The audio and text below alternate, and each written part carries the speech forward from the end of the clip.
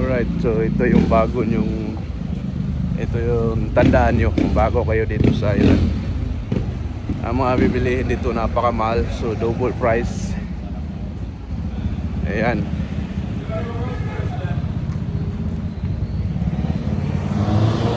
Ito tayo. So I have two option. Puntahan ko ngayon. Alright, what it's up.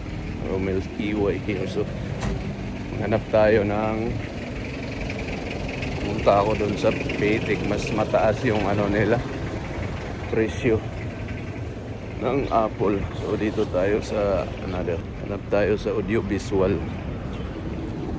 Okay ba? Dahil may binili ako is ang nahulog kasi, so nasira. Although magamit pa siya, pero kailangan kong palitan o bago. Dito pala tayo ngayon sa Washington Mall. Right. So audiovisual, puntahan ko na makahanap tayo ng medyo napakataas kasi sa kabila. Kalahati ang presyo, $230. So ito pala ang bus station nila around the island.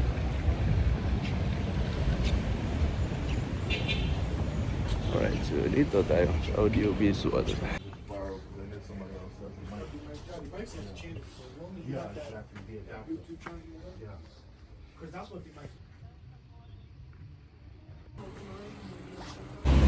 Alright, nakakatawa. So parang nagkakamali yata ako sa aking pagbibinta. Dahil sa akin 3, nibinta ko lang ng 50. Ito ngayon, yung presyo is 300 mahigit. So ikot pa tayo sa kabilang tindahan. Nagtawid tayo.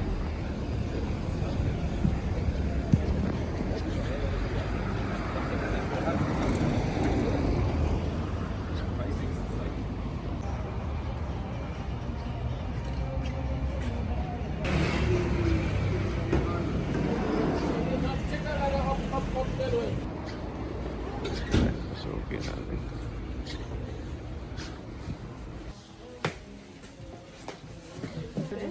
Thank you. Have a good day. So ayan, nakakuha na tayo. Ito, parang nakabuno ako ng $150 $160, $164. Logi yung pagbibinta ko but it is nice. We'll see.